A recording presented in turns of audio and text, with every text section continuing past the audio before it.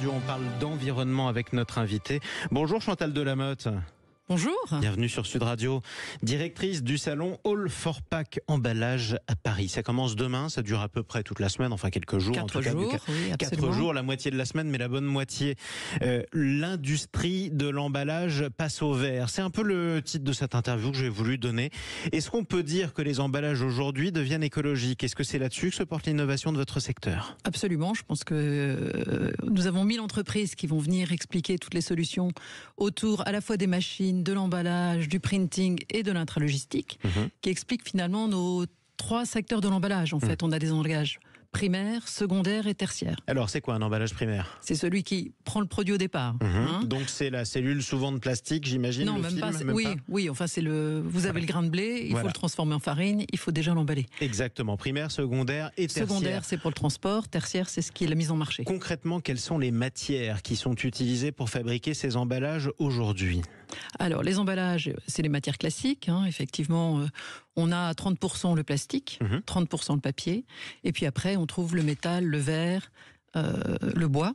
Et puis, des nouveaux matériaux que l'on met en place sur le marché avec des fibres recyclées, de feuilles, où on voit toutes les découvertes sur le salon Emballage Paris. Surtout, ces emballages que vous allez montrer dans ce salon, est-ce qu'ils sont tous aujourd'hui recyclables ?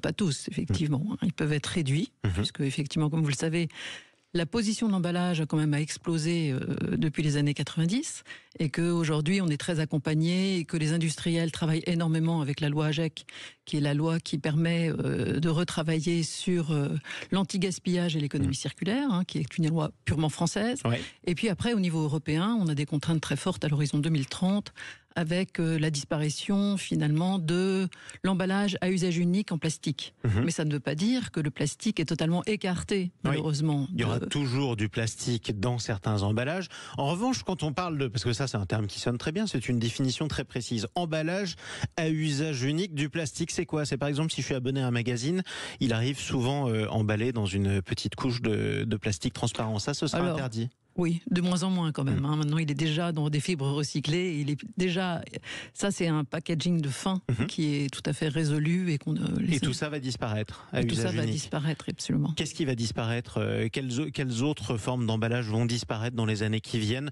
Soit parce qu'elles deviendront interdites, soit parce qu'elles seront passées de mode, tout simplement, et que vous aurez trouvé des solutions plus innovantes.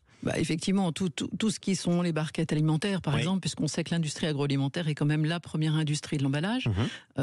On peut le constater dans nos poubelles jaunes, clairement, quand on l'ouvre, on regarde, on n'a que des emballages de raviolis, par exemple, des boîtes de yaourt. Si le consommateur a bien trié, ce qui est aussi un point très important sur la réduction de l'emballage demain, parce qu'effectivement, il faut comprendre comment récupérer, réduire cet emballage. Et effectivement, le consommateur final qui voit beaucoup le suremballage et qui en est un peu saisi en se disant ce n'est pas possible, ne trie pas forcément bien son emballage pour qu'on puisse le récupérer. Donc ça, il faut progresser là-dessus, d'autant plus que la France n'est pas, ou plutôt les Français ne sont pas encore les meilleurs élèves d'Europe dans ce domaine. C'est-à-dire que les Français se sont mis assez rapidement sur un système de distribution très moderne, et donc l'évolution de la distribution a entraîné des systèmes de tri qui sont aujourd'hui peut-être pas toujours au mieux sur l'ensemble de l'Europe, effectivement. Alors, on parlait des hypercentres des grandes métropoles, en particulier de la capitale il y a quelques minutes. Dans certains de ces hypercentres, certains magasins sont nés et se sont spécialisés dans une pratique, la vente en vrac.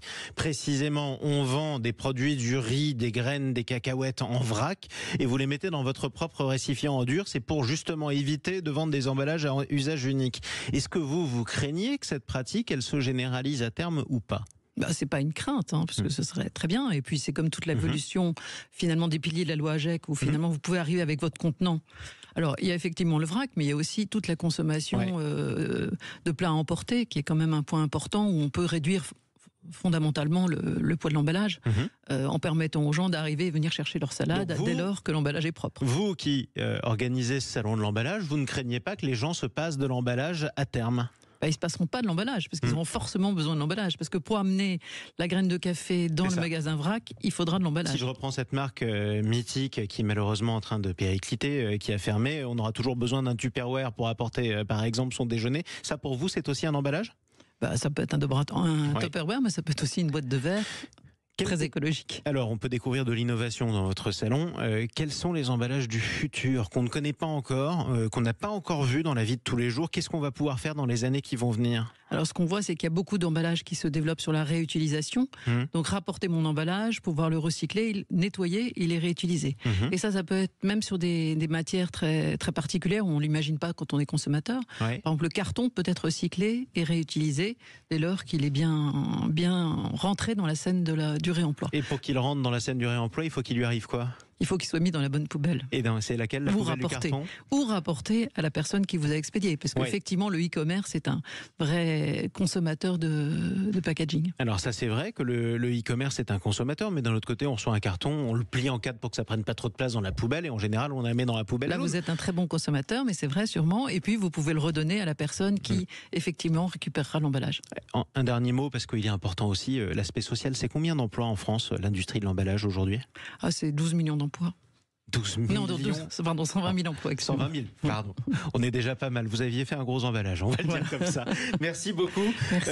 On rappelle aussi les horaires d'ouverture et l'adresse de ce salon de l'emballage qui Donc commence nous sommes demain. À Villepinte et nous ouvrons à 9h30 le matin jusqu'à 18h. C'est ouvert à tout le monde ou seulement aux professionnels?